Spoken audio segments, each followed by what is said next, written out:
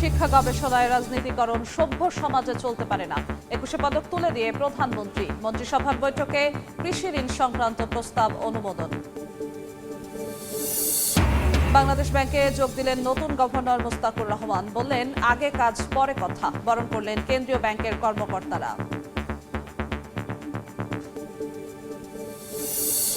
বিএনপিতে সংরক্ষিত নারী আসন নিয়ে দৌড়ঝাঁপ। নীতি নির্ধারকদের সঙ্গে নেত্রীদের যোগাযোগ। দুঃসময়ের কর্মীদেরই সম্মান জানানোর প্রত্যাশা। কক্সবাজারের কলাতলিতে সিলিন্ডার বিস্ফোরণে ফিলিং স্টেশনে আগুন। দগ্ধ 15, পুড়েছে 30টি গাড়ি। ছড়িয়ে পড়েছে গ্যাস। এখনো বিদ্যুৎ বিচ্ছিন্ন বাসিন্দারা।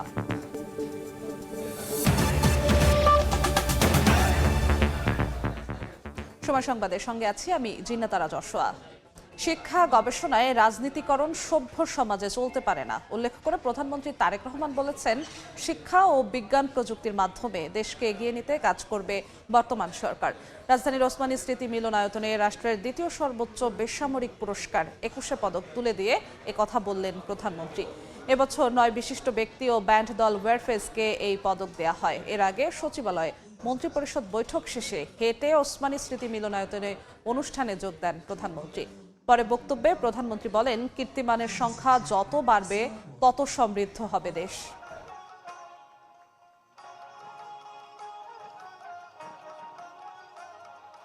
রাজনীতিবিদগণ রাষ্ট্র পরিচালনার দায়িত্বে থাকলেও একজন রাজনৈতিক কর্মী হিসেবে আমি বিশ্বাস করি জ্ঞানী গুণীজন দিক নির্দেশনার ভূমিকা পালন করে থাকেন। একটি রাষ্ট্র এবং সমাজে কৃতি মানুষদের সংখ্যা যত বেশি বাড়তে থাকবে সমৃদ্ধি এবং নৈতিকতার মানদণ্ডে সেই সমাজ তত বেশি আলোকিত হতে থাকবে।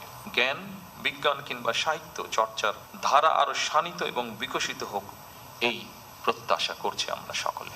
শিক্ষা গবেষণা এবং শিল্প সাহিত্যের চর্চাকে আরো বেগবান করতে রাষ্ট্র এবং সরকার তার দায়িত্ব অবশ্যই পালন করবে। আমি বিশ্বাস করি শিক্ষা গবেষণা এবং শিল্প সাহিত্য চর্চাকে রাজনীতিকরণ করা কখনোই সভ্য সমাজের পরিচায়ক নয়। এদিকে বহুমাত্রিক বাংলাদেশ প্রতিপাদ্য নিয়ে আজ শুরু হচ্ছে অমর 21 বইমেলা। দুপুরে মেলার উদ্বোধন করবেন প্রধানমন্ত্রী তারেক রহমান। এবারের বইমেলায় অংশ নিচ্ছে 549টি প্রকাশনা প্রতিষ্ঠান। এর মধ্যে বাংলা একাডেমি প্রাঙ্গণে 81টি এবং সোহরাওয়ার্দী উদ্যানে 468টি প্রতিষ্ঠান স্টল পেয়েছে।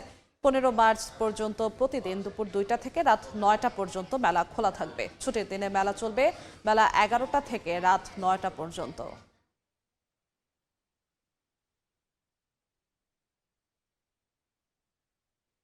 মন্ত্রিসভার প্রথম বৈঠকে সভাপতিত্ব করলেন প্রধানমন্ত্রী তারেক রহমান। বৈঠকে কৃষি ঋণ সংক্রান্ত প্রস্তাবের অনুমোদন দেওয়া হয়েছে। সকালে 9:30টায় সচিবালয়ে প্রধানমন্ত্রীর সভাপতিত্বে মন্ত্রিসভার আনুষ্ঠানিক প্রথম বৈঠক অনুষ্ঠিত হয়। এতে সব মন্ত্রী, প্রতিমন্ত্রী ও সচিব অংশ নেন। সংক্ষিপ্ত বৈঠকে কৃষি ঋণ সংক্রান্ত একমাত্র এজেন্ডা নিয়ে আলোচনা হয়। বৈঠক শেষে বেসামরিক বিমান পরিবহন ও পর্যটন প্রতিমন্ত্রী এম রশিদুজ্জামান মিল্লাত সাংবাদিকদের জানান, কৃষি ঋণ বিষয়ক প্রস্তাবনার অনুমোদন দিয়েছে মন্ত্রিসভা।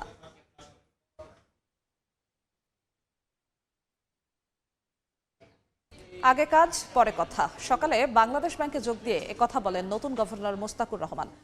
কেন্দ্রীয় ব্যাংকে তাকে বরণ করে নেন কর্মকর্তারা। বৃহস্পতিবার সকাল 10:40 বাংলাদেশ ব্যাংকে আসেন নতুন গভর্নর মোস্তাকুর রহমান। ব্যক্তিগত এলিয়েন সিরিজের একটি গাড়িতে কেন্দ্রীয় ব্যাংকে প্রবেশ করেন তিনি। তাকে স্বাগত জানান ডেপুটি গভর্নর ও গভর্নর কার্যালয়ের উচ্চ পদস্থ কর্মকর্তারা। যোগদানপত্র জমা দেন সংশ্লিষ্ট বিভাগে। এর আগে সচিবালয়, অর্থ মন্ত্রণালয়ে কেন্দ্রীয় ব্যাংকের 14তম গভর্নর হিসেবে যোগদানের তারিখ থেকে 4 বছরের জন্য চুক্তিভিত্তিক নিয়োগপত্রে স্বাক্ষর করেন। প্রথম কার্যদিবসে বাংলাদেশ ব্যাংকে প্রবেশের সময় সংক্ষিপ্ত অভিব্যক্তিতে নতুন গভর্নর জানান, দায়িত্ব পেয়েছেন, কাজ শুরু করতে চান। কথা বলবো, কাজ করব, আগে কাজ করি পরে কথা বলবো। এর আগে বুধবার অর্থনীতিবিদ ডক্টর আহসান এইচ মনসুরকে গভর্নর পদ থেকে অব্যাহতি দিয়ে তার স্থলাভিষিক্ত ব্যবসায়ী মোস্তাকুর রহমানকে নতুন গভর্নর হিসেবে দায়িত্ব দিয়ে প্রজ্ঞাপন জারি করে অর্থ মন্ত্রণালয়। এর মাধ্যমে প্রথম কোনো শিল্পপতি পেলেন কেন্দ্রীয় ব্যাংকের দায়িত্ব। ইয়ানুর শিফাত, সময় সংবাদ, ঢাকা। জাতীয় সংসদ নির্বাচন শেষে এবার সংরক্ষিত নারী আসন নিয়ে শুরু হয়েছে দৌড়ঝাঁপ। সরকার ও বিরোধী দলের অনেক নারী নেত্রী সংসদের জায়গা নিশ্চিতে যোগাযোগ বাড়িয়েছেন নীতি নির্ধারকদের সঙ্গে। বরাবরের মতোই বিএনপি বলছে দলের সঙ্গে সম্পৃক্ত এবং ভূমিকা রাখা নেতৃত্বের মূল্যায়ন করা হবে। দলটির নারী নেতৃত্ব বলছে দুঃসময়ের কর্মীদেরই সম্মান জানানো উচিত। মুরসালিন হক জুনায়েদের রিপোর্ট। ত্রয়োদশ জাতীয় সংসদ নির্বাচনের পর সংসদ সদস্য এবং মন্ত্রিসভার শপথ শেষে আগামী 12 মার্চ বসছে প্রথম অধিবেশন। ইতিমধ্যেই অধিবেশন আহ্বান করেছেন রাষ্ট্রপতি, প্রকাশিত হয়েছে গেজেটও। নতুন সংসদে বেশ কিছু জরুরি পদক্ষেপের মধ্যে সংরক্ষিত 50টি আসনে নারী সংসদ সদস্য মনোনীত করা অন্যতম। বিএনপি বলছে অধিবেশন বসার পরই এ বিষয়ে কাজ শুরু হবে। যারা দলের সঙ্গে সম্পৃক্ত আছেন তাদেরকে প্রাধান্য দেওয়া হবে। সংরক্ষিত আসন নিশ্চিতে এরই মধ্যে দৌড়ঝাঁপ শুরু করে দিয়েছেন বিএনপি নেত্রীরা। 2/3 সংখ্যাগরিষ্ঠতা অর্জন করায় বেশি প্রতিযোগিতা দেখা যাচ্ছে দলটির নারী নেত্রীদের মধ্যে। তারা বলছেন দীর্ঘ সময় মাঠের রাজনীতিতে যারা যুক্ত তাদের প্রত্যাশা বেশি থাকাই স্বাভাবিক। আমরা যারা 46-47 বছর বা 42-43 বছর যারা দল করি, তাদের যে অবদান, দলের সাথে যে সম্পর্ক, দলের জন্য যে কাজটা করেছি, আবার যারা আমাদের পরবর্তী জেনারেশন যারা মাঠে ছিল তাদের জায়গা থেকে তারাও মাঠে ছিল, তারাও দলের পক্ষে ফাইট দিয়েছে। ক্যাবিনেট যেভাবে গঠন হয়েছে বা এমপির মনোনয়ন যেভাবে 300 আসনে দেওয়া হয়েছে, এখানেও সেভাবেই আমার মনে হয় নবীন প্রবীণের একটা সমন্বয় করেই মনোনয়ন দেওয়া উচিত। দুঃসময়ে মাঠে থাকলেও সুসময়ে যারা অন্তরালে চলে গেছেন তাদের খুঁজে বের করে প্রাপ্য সম্মান নিশ্চিতের তাগিদ বিএনপি নেত্রীদের। কত কষ্টের পর বিএনপি রাষ্ট্রীয় দায়িত্বে আসছে, এখন কিন্তু অনেক দুধের মাছের অভাব নাই। ওই দুঃসময়ে কিন্তু একটা মানুষ খুঁজে পাওয়া খুব দুরূহ ব্যাপার ছিল। তো সেই সময়টায় যারা ছিল তারা কিন্তু অনেকটা অভিমান করে ঘরে ঢুকে যাচ্ছে। আমরা মনে করি যে দল তার সঠিক কাজটি করবেন, আসল মানুষটাকে খুঁজে বের করবে। প্রায় 4 দশক জাতীয়তাবাদী আদর্শের রাজনীতির সঙ্গে যুক্ত এই নেত্রী বলছেন দেশের নারী ক্ষমতায়নে সংসদের সংরক্ষিত আসন গুরুত্বপূর্ণ একটি অবস্থান। এমন জায়গায় তাই সংসদীয় শিষ্টাচার বজায় রেখে নীতি তৈরির বিষয়ে যৌক্তিক অবস্থান তুলে ধরার মতো মেধাসম্পন্ন নারীদের প্রয়োজন। পার্লামেন্ট এটা একটা ডিবেটের জায়গা, এটা ল মেকারের জায়গা। এখানে আইন প্রণয়নের ব্যাপারে আপনার ভূমিকা নিতে হবে, এখানে ডিবেট হবে, এখানে বিরোধী দল থাকবে, তাদের কথার রেসপন্স করতে হবে। এখানে অবশ্যই সৎ, যোগ্য, দক্ষ এবং সুশিক্ষিত হতে হলে ভালো হয় এই ধরনের নারী নেতৃত্বে উঠে আসুক, এবং যা পরীক্ষিত তো বটেই।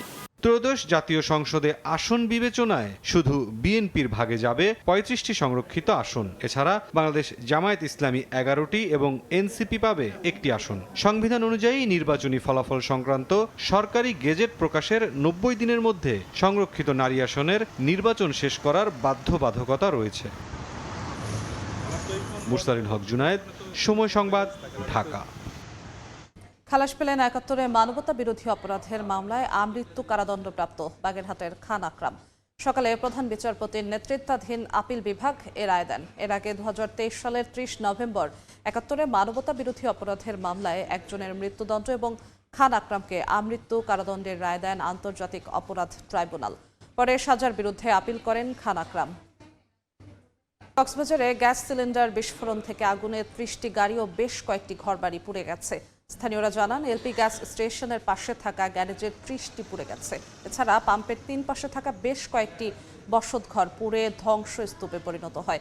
এছাড়া 14,000 লিটার ধারণ ক্ষমতার গ্যাস ট্যাঙ্ক বিস্ফোরণে চারপাশে গ্যাস ছড়িয়ে পড়ায় আতঙ্কে আছেন এলাকাবাসী। প্রশাসনের নির্দেশনার কারণে বন্ধ রেখেছেন ঘরের চুলা।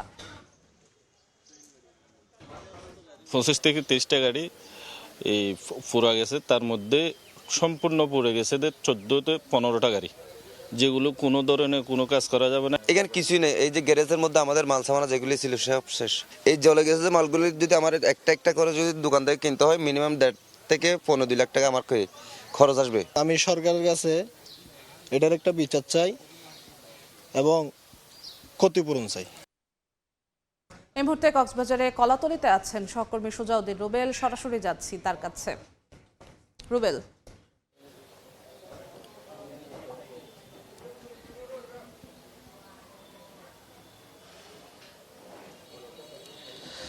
কক্সবাজারে যে গ্যাস পাম্পে অগ্নিকাণ্ডের ঘটনা ঘটেছে, এই অগ্নিকাণ্ডের ঘটনায় গ্যাস এবং যে আগুনের সেটি নিয়ন্ত্রণে রয়েছে সর্বশেষ পরিস্থিতি। আর 10 জন অগ্নিদগ্ধ হয়েছে, যার মধ্যে 6 জন গুরুতর অবস্থায় চট্টগ্রাম মেডিকেল কলেজ হাসপাতালে চিকিৎসাধীন রয়েছে।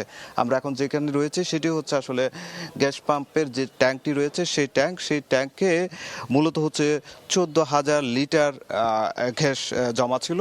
গতকাল অগ্নিকাণ্ডের পর দীর্ঘ 5 ঘন্টা ধরে এখান থেকে গ্যাস পরিবেশের সাথে মিশেছে এবং একই সঙ্গে 5 ঘন্টা পর্যন্ত অগ্নিকাণ্ডের আগুনে জ্বলেছে এখানকার স্থানীয় 4-5টি ঘর বাড়ি থেকে শুরু করে এখানকার প্রায় 30টির বেশি গাড়ি। তো এখন পর্যন্ত আসলে আমরা লক্ষ্য করছি উৎসুক জনতা, যেহেতু পরিস্থিতি স্বাভাবিক হয়েছে, বিদ্যুৎ সরবরাহ স্বাভাবিক হয়েছে এবং তার পাশাপাশি আমরা লক্ষ্য করছি যে রাস্তায় যে যান চলাচল বন্ধ ছিল সেই যান চলাচলটি স্বাভাবিক করেছে সেনাবাহিনী। এখন পরিস্থিতি স্বাভাবিক রয়েছে। এরপরে আমরা লক্ষ্য করছি যেহেতু যে গ্যাস পাম্পটি রয়েছে সেই গ্যাস পাম্পে বিপুল সংখ্যক মানুষ আসছে এবং তারা এই যে অগ্নিকাণ্ডের ঘটনাগুলো দেখছে।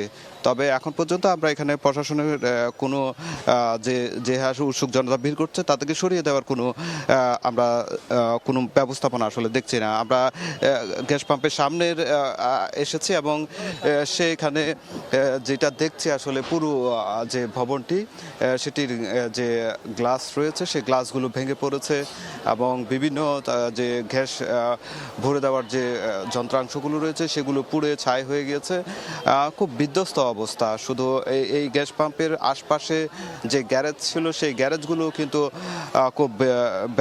খুব খারাপ অবস্থা, আমরা ধ্বংসস্তূপে পরিণত হয়েছে সেটি দেখছি। অন্যদিকে বিদ্যুৎ সরবরাহের যে কাজ সেটি করছে বিদ্যুৎ বিভাগ এবং প্রশাসনের পক্ষ থেকে, যেহেতু স্থানীয় সংসদ সদস্য এখানে লুৎফর রহমান কাজল এসেছেন এবং দুর্যোগ ব্যবস্থাপনা মন্ত্রণালয়ের সচিব এসেছেন, পরিদর্শন করেছেন। তারা বলেছেন 3 সদস্যের একটি প্রতিনিধি দল গঠন করা হয়েছে, যারা জড়িত তাদের বিরুদ্ধে ব্যবস্থা নেওয়া হবে। আর ফায়ার সার্ভিস বলেছে এখন পর্যন্ত তাদের যে অগ্নিকাণ্ডের ঘটনা ঘটেছিল তাদের গাফিলতি রয়েছে, তাদের কোনো যে আগুন নেভানোর যন্ত্রাংশ ছিল না। তো এই ছিল আমার কাছে সবশেষ। সহকর্মী সুজাউদ্দিন রুবেল যুক্ত হয়েছিলেন কক্সবাজারের কলাতলী থেকে। মোহাম্মদপুর ও আদাবর এলাকা থেকে বিভিন্ন অপরাধে জড়িত 100 জনকে আটক করেছে পুলিশ। বুধবার রাত 10টা থেকে মধ্যরাত পর্যন্ত চলে এই অভিযান। সম্প্রতি মোহাম্মদপুর ও আদাবরে ব্যবসা প্রতিষ্ঠানে চাঁদাবাজি, ছিনতাই সহ বেশ কয়েকটি ঘটনা ঘটে, যার সিসিটিভি ফুটেজ সামাজিক মাধ্যমে ছড়িয়ে পড়লে অভিযানে নামে পুলিশ। চাঁদাবাজ, কিশোর গ্যাং ও মাদক কারবারিদের বিরুদ্ধে মোহাম্মদপুর ও আদাবর এলাকায় পুলিশ বিশেষ অভিযান চলবে।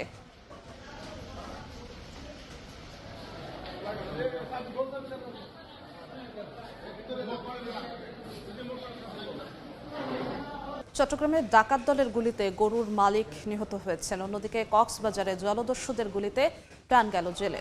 ভোরে একটি হাইস গাড়ি নিয়ে 5 থেকে 10 জনের ডাকাত দল চন্দনাইশ এলাকার চন্দনদের গোয়ালঘরে ডাকাতি করতে যায়। চন্দন বাধা দিলে তাকে গুলি করে ডাকাতরা। 3টি গরু নিয়ে পালিয়ে যায়। আহত অবস্থায় তাকে উদ্ধার করে হাসপাতালে নিলে চিকিৎসাধীন অবস্থায় তার মৃত্যু হয়। অন্যদিকে কক্সবাজারের কুতুবদিয়ায় বঙ্গোপসাগরে একটি ফিশিং বোটে 20 জন জেলে দস্যুদের হামলার শিকার হন। এ সময় বোটে উঠতে না পেরে গুলি ছুড়লে শাহাদাত নামে একজন গুলিবিদ্ধ হন। রাতে কুতুবদিয়া হাসপাতালে নেওয়া হলে মৃত ঘোষণা করেন চিকিৎসক।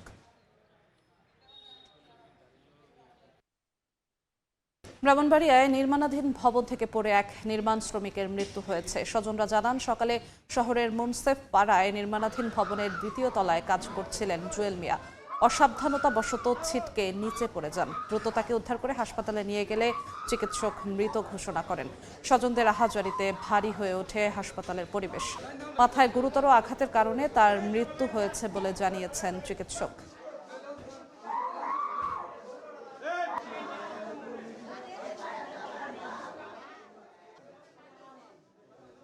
সময় সংবাদে আরো থাকছে। জেনেভায় তেহরান ওয়াশিংটন 3য় দফার বৈঠক আজ। সংলাপের আগে তেলবাহী জাহাজ ও প্রতিষ্ঠানের উপর মার্কিন নিষেধাজ্ঞা। হামলা হলে কঠোর জবাবের হুঁশিয়ারি ইরানের। এবার বাণিজ্যের সংবাদ।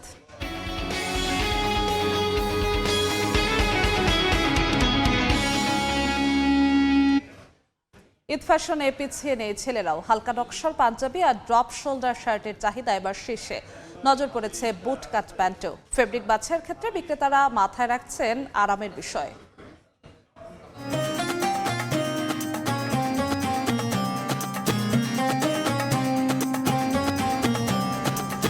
ঈদ এলেই ধুম পড়ে নতুন জামা কেনার, তবে তা অবশ্যই হতে হবে ট্রেন্ডি। এবার ঈদের ছেলেদের পোশাকে প্রাধান্য পাচ্ছে ড্রপ শোল্ডার পাঞ্জাবি আর শার্ট। চাহিদা শীর্ষে রয়েছে বুটকাট প্যান্টও। রঙের ক্ষেত্রে আগ্রহ বেশি হালকা বা প্যাস্টেলে। আমি একটা পাঞ্জাবি কিনবো যেটা সফট, খুব একটু কোয়ালিটি হাই থাকবে, সফট এক্সক্লুসিভ, মানে আগে যেটা হয়তো অনেকে পরে নাই, নতুন কিছু। সবাই নর্মালি সিম্পল কালার পছন্দ করে, আমি একটু কালারফুল পছন্দ করি। আমি একটু কিনলে প্রিন্টিং কিংবা কালারফুল কিছুর মধ্যে আমি চাচ্ছি এবার। অনেকেই কাঙ্ক্ষিত পোশাক কিনতে ঘুরছেন দোকানে দোকানে। কয়েকটা দোকানে আমি ঘুরে দেখলাম, তো যখন আমি কম্পেয়ার করি লাস্ট 2 ইয়ার্স অথবা 3 ইয়ার্স, মাশাআল্লাহ এবার অনেক অনেক অনেক নাইস কালেকশন, ইভেন দো মনের মতো ড্রেস পাওয়া যাচ্ছে। বিক্রেতারা জানান প্রতিটা কালেকশনের ফেব্রিক বাছাই করা হয়েছে ক্রেতার চাহিদা আর আরামের কথা মাথায় রেখে। ড্রপ শোল্ডারের শার্ট আছে, আমাদের হাফ স্লিভ, সামনে যেহেতু গরম সেজন্য আমাদের হাফ স্লিভ শার্টের হিউজ কালেকশন অলরেডি চলে আসছে। পাঞ্জাবির ভিতরে সিম্পল ডিজাইনটা এখন সবচেয়ে বেশি কাস্টমার চুজ করতেছে। রমজানের মাঝামাঝি পর্যায়ে বিপণী বিতানে আরও নতুন কালেকশন আসবে বলেও জানান ব্যবসায়ীরা। অন্তরা সেন, সময় সংবাদ, ঢাকা।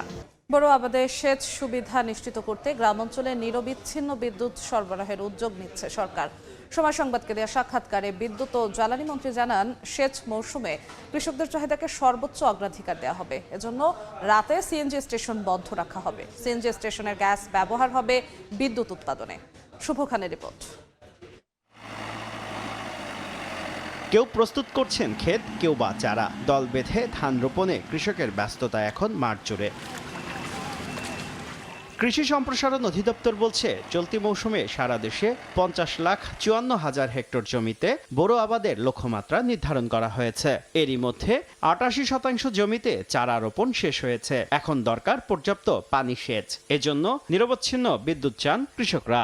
এখন বর্তমান তো কারেন্টটা ভালোই আছে, এইভাবে যদি থাকে তাহলে কোনো সমস্যা নাই। কিন্তু সামনে 34 বৈশাখ জ্যৈষ্ঠ মাসে যদি আবার ফির আপনারা ওই মানে সারাদিনে 2 বার কারেন্ট দেন, 2 ঘন্টা আর 22 ঘন্টা কারেন্ট নাই, তাহলে তো চলবে না। কারেন্টটা এইভাবে যদি থাকে আমাদের খুব যথেষ্ট। বিদ্যুৎ বিভাগের তথ্য বলছে, সারা দেশে সেচ সংযোগধারীর সংখ্যা 4,98,000। বর্তমানে সারা দেশে বিদ্যুতের দৈনিক চাহিদা প্রায় 13,000 মেগাওয়াট। গরম এবং বোরো আবাদে সেচ সুবিধা নিশ্চিত করতে গিয়ে এই চাহিদা বেড়ে দাঁড়াতে পারে 17,000 থেকে 18,000 মেগাওয়াটে। সময় সংবাদকে দেওয়া সাক্ষাৎকারে বিদ্যুৎ ও জ্বালানি মন্ত্রী জানান, যে কোনো মূল্যে বোরো আবাদে সেচ দিতে নিরবচ্ছিন্ন বিদ্যুৎ সরবরাহ নিশ্চিত করা হবে। এজন্য রাতে সিএনজি স্টেশন বন্ধ রেখে সেই গ্যাস বিদ্যুৎ উৎপাদনে ব্যবহার করা হবে। ইরি সিজনও শুরু হয়ে গেছে, এইটাতে যাতে ভালোভাবে বিদ্যুৎটা দেওয়া যায় সেই দিকে আমরা খুব ভাবে মানে নজরদারি করছি। রাত্রিবেলা সিএনজি পাম্পগুলো চলবে না। সিএনজি পাম্পগুলো যে থেকে যে গ্যাস সাশ্রয় করবো সেটা আমরা জেনারেশনে দেব। আমরা চেষ্টা করব নিরবচ্ছিন্ন বিদ্যুৎ দেওয়ার জন্য। বর্তমানে রোজা উপলক্ষে বিকেল 3টা থেকে রাত 9টা পর্যন্ত সিএনজি স্টেশনে গ্যাস সরবরাহ বন্ধ রাখছে সরকার। শুভ খান, সময় সংবাদ, ঢাকা। 5 দিন ধরে চলছে ঢাকা দক্ষিণ সিটি কর্পোরেশনের সবচেয়ে বড় ময়লার ভাগার মাতুয়াইল ল্যান্ডফিল। বিষাক্ত আর দুর্গন্ধযুক্ত ধোঁয়ায় অসহনীয় স্থানীয়দের জনজীবন। বড় পরিসরের এই আগুন নেভাতে বেগ পেতে হচ্ছে ফায়ার সার্ভিসের। পরিস্থিতি মোকাবিলায় বর্জ্য ব্যবস্থাপনা ডিজিটালাইজেশনে জোর দিচ্ছেন বিশেষজ্ঞরা। সামদানি প্রত্যয়ের রিপোর্ট।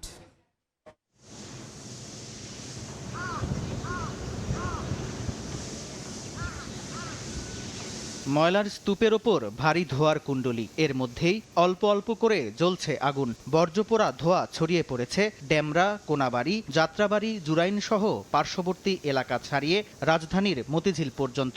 ঢাকার মাতুয়াইলে অবস্থিত দেশের সবচেয়ে বড় ময়লার ভাগারটি এভাবেই জ্বলছে 5 দিনেরও বেশি সময় ধরে। বর্জ্যের বিষাক্ত ধোঁয়ায় অতিষ্ঠ জনজীবন, শ্বাসকষ্ট সহ বিভিন্ন সমস্যায় ভুগছেন তারা। বারবার এমন পরিস্থিতির সৃষ্টি হলেও যথাযথ পদক্ষেপ না থাকায় ক্ষোভ স্থানীয়দের। এই ধোঁয়াটা নিঃশ্বাস করতে হাঁপানির মতন রোগ হয়ে যেতেছে, আর ঠান্ডা কাশি কাজ আর কমতেছে না। আমাদের ঘর বাড়ির যে চারদিকে যে ইয়েগুলো ধোঁয়ায় আমরা নিঃশ্বাস ফেলাইতে পারতাছি না, আমাদের ছোট বাচ্চাদের অনেক ক্ষতি হয়। সারাদিনই মোটামুটি জ্বলতে থাকে, আর রাতের বেলা আরও এটা বেশি তীব্র থেকে তীব্র হয়ে যায়, আর বাকি বাচ্চারা শ্বাস নিতে পারে না, রুমের মধ্যে একদম অক্সিজেনের অভাব মনে হয় এরকম লাগছিল। এই কোনাটার মধ্যে টানি, এরপর একটা ফায়ার সার্ভিস আইছিল গাড়ি, আমরা বরকি খাওয়াইতেছি করতেছি, আবার বলছে নিবামু, এরপরে পরের দিন আয় পুরাটা লেগে গেছে। যে দোয়া হয়েছে এই দোয়া যাত্রাবাড়ি অঞ্চলে মশা যে অবস্থায়, যে এটা ময়লার জায়গা না, এই জায়গা তো মশার স্থান। আগুন নিয়ন্ত্রণে আনতে কাজ করছে ফায়ার সার্ভিস, তবে বিভিন্ন সমস্যার কারণে এত বড় পরিসরে কাজ করতে বেগ পেতে হচ্ছে তাদের। এখন এক জায়গা আগুনটা না, এটা এই জানেন আপনারা, এই ময়লা ডিপোটা 181 একর জায়গা নিয়ে, এখানে বিশাল বিশাল যে পাহাড় অর্থাৎ ময়লার যে পাহাড়গুলো আছে, তো এই পাহাড়গুলোতে আজকে একটা টাইমে 3-4টা আগুন আছে। সকালবেলা গতকালকে আমরা যে পাহাড় আগুন হয়েছি, সকালবেলা থেকে আরেকটা লাগছে। চেষ্টা করতেছি যত দ্রুত সম্ভব, তবে এটা স্পেসিফিকলি আমি বলতে পারবো না যে কতক্ষণ লাগতে পারে। ঢাকায় প্রতিদিন 2 সিটি কর্পোরেশনে বর্জ্য উৎপাদিত হয় প্রায় 7,500 টন। উৎপাদিত বর্জ্যের প্রায় 55%ই সরাসরি ড্রেন, খাল ও জলাশয়ে মিশছে। এতে তৈরি হচ্ছে বড় ধরনের স্বাস্থ্য ও পরিবেশগত ঝুঁকি। বিশেষজ্ঞরা বলছেন, বর্জ্য ব্যবস্থাপনা, আধুনিকায়ন ও নির্দিষ্ট কর্মপরিকল্পনা ছাড়া সম্ভব নয় দূষণ রোধ। আপনি একটা ময়লা ফেলবেন, ময়লা ফেললে কি হচ্ছে? আমরা কাউকে ময়লা ফেললে তাকে কি কোনো শাস্তি দিচ্ছি না। আমরা কি ওই ময়লা যে সে না ফেলে নিজের কাছে রাখবে এই শিক্ষা কি তাকে দিচ্ছি? প্রপার জায়গায় ফেলার শিক্ষা কি তাকে দিচ্ছি? সেটাও দিচ্ছি না। আমরা সেটাকে একদম ল্যান্ডফিলে ফেলে সেটাকে আরও বেশি মানে সেখান থেকে মিথেন উৎপন্ন হচ্ছে, বিভিন্ন রকম আরও বেশি ক্ষতি করছে প্রকৃতি। কিন্তু ওইটাকে যদি আমি ওয়েস্ট আকারে ট্রিট না করে ওয়েলথ আকারে ট্রিট করতাম, তাহলে কিন্তু এমন হইতো যে ওইটা থেকে আমি আরও অন্য প্রোডাক্ট তৈরি করতে পারছি। এখনকার টেকনোলজি এত উন্নত, সো এই টেকনোলজিকে কেন আমরা ব্যবহার করছি না? এটা ব্যবহার করা খুবই জরুরি, এবং সে ব্যবহারের মাধ্যমে আমরা তো আমাদের যে ভয়ঙ্কর একটা অবস্থা, সেই অবস্থা থেকে বের হয়ে আসতে পারি। এদিকে বর্জ্য ব্যবস্থাপনায় সমন্বিত উদ্যোগ নেয়ার আশ্বাস ঢাকা দক্ষিণ সিটি কর্পোরেশনের। আমরা চেষ্টা করব, আবার সেটার জন্য শুধুমাত্র সিটি কর্পোরেশনগুলো একাই দায়িত্ব না, জনগণেরও দায়িত্ব। জনগণও সচেতন হতে হবে। পরিষ্কার পরিচ্ছন্নতা শুধুমাত্র সিটি কর্পোরেশন করতে পারবে না যদি জনগণ, নাগরিক সচেতন না হয়। বর্জ্য পুনর্ব্যবহার, পৃথকীকরণ ও বৈজ্ঞানিক ব্যবস্থাপনার মাধ্যমে ঢাকার বর্জ্য সমস্যার এই সংকট মোকাবিলা সম্ভব বলে অভিমত বিশ্লেষকদের। আমার পেছনে জ্বলছে মাতুয়াইল ল্যান্ডফিল, যার ধোঁয়ায় আচ্ছন্ন গোটা পরিবেশ। এ চিত্র ঢাকার গোটা বর্জ্য অব্যবস্থাপনাকেই চিহ্নিত করে। যে প্রকৃতি আমাদের বেঁচে থাকার শেষ আশ্রয়স্থল, সেটিকেই আমরা তিলে তিলে শেষ করছি না বুঝেই। বিশেষজ্ঞরা বলছেন, এ ধরনের বর্জ্য ব্যবস্থাপনা কেন্দ্রগুলোকে আধুনিক প্রযুক্তির আওতায় আনলেই রোধ করা সম্ভব হবে পরিবেশ দূষণ। সামদানি প্রত্যয়, সময় সংবাদ, ঢাকা। দেশের বাইরের খবর। যুক্তরাষ্ট্রের কংগ্রেসের 2 মুসলিম নারী সদস্য রাশিদা তালিব ও ইলহান ওমরকে দ্রুত নিজ নিজ দেশে ফেরত পাঠানো উচিত বলে মন্তব্য করেছেন প্রেসিডেন্ট ডোনাল্ড ট্রাম্প। বুধবার ট্রাম্পের স্টেট অব দ্য ইউনিয়ন ভাষণ চলাকালীন ওই 2 সদস্য তাকে উদ্দেশ্য করে চিৎকার ও প্রতিবাদ করার পর তিনি এই মন্তব্য করেন। নিজের সামাজিক যোগাযোগ মাধ্যম ট্রুথ সোশ্যালে দেওয়া এক বার্তায় ট্রাম্প লিখেছেন, যারা এমন আচরণ করতে পারে তারা দেশের জন্য অত্যন্ত ক্ষতিকর। যেখান থেকে এসেছে যত দ্রুত সম্ভব সেখানেই তাদের পাঠিয়ে দেওয়া উচিত। ট্রাম্প ভাষণ দেওয়ার সময় অভিবাসন কর্মকর্তাদের হাতে মার্কিন নাগরিকদের মৃত্যুর প্রতিবাদ জানান ওই 2 আইন প্রণেতা।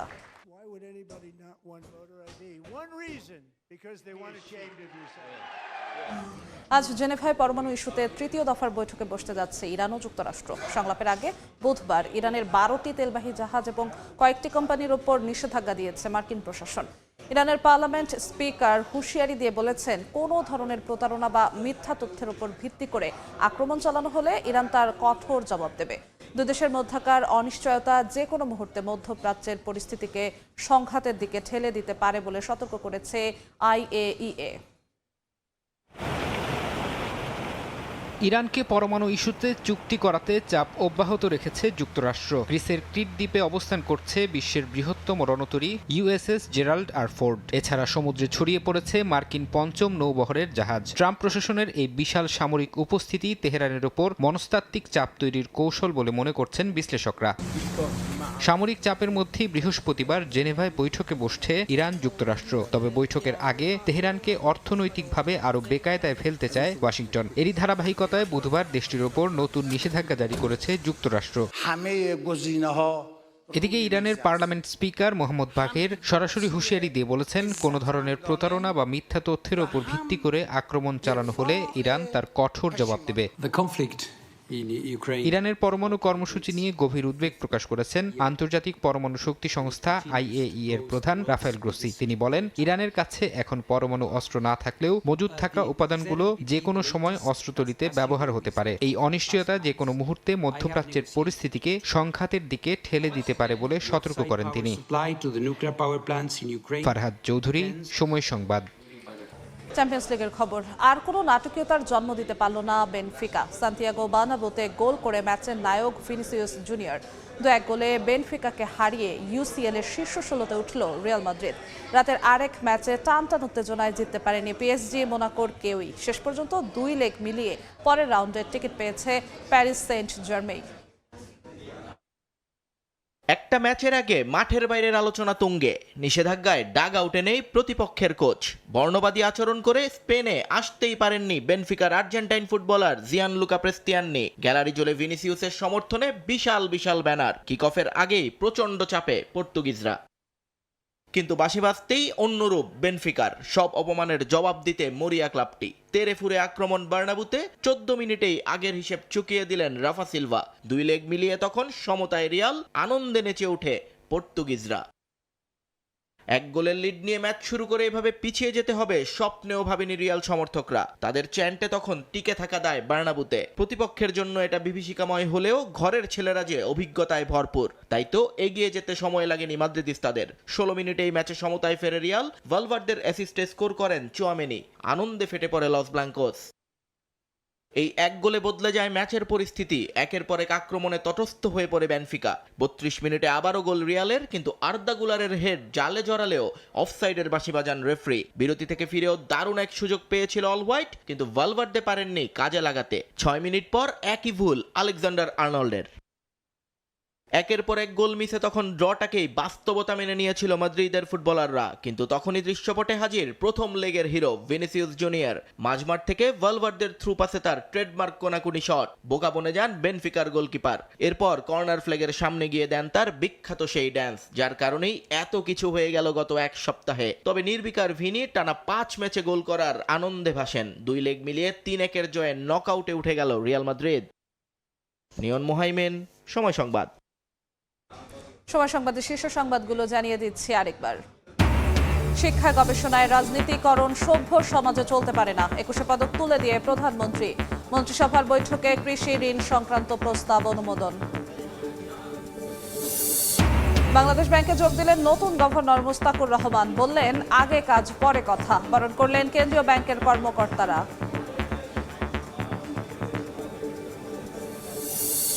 এবং কক্সবাজারের কলাতলিতে সিলিন্ডার বিস্ফোরণে ফিলিং স্টেশনে আগুন। দগ্ধ 15, পড়েছে 30টি গাড়ি। ছড়িয়ে পড়েছে গ্যাস। এখনও বিদ্যুৎ বিচ্ছিন্ন বাসিন্দারা।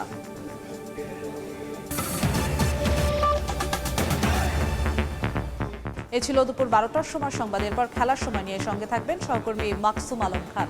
জিন্নাতারা যশোর, আপনাকে ধন্যবাদ। খেলার সময়ের আয়োজন নিয়ে আসছে কিছুক্ষণ পর, সঙ্গেই থাকুন সময়।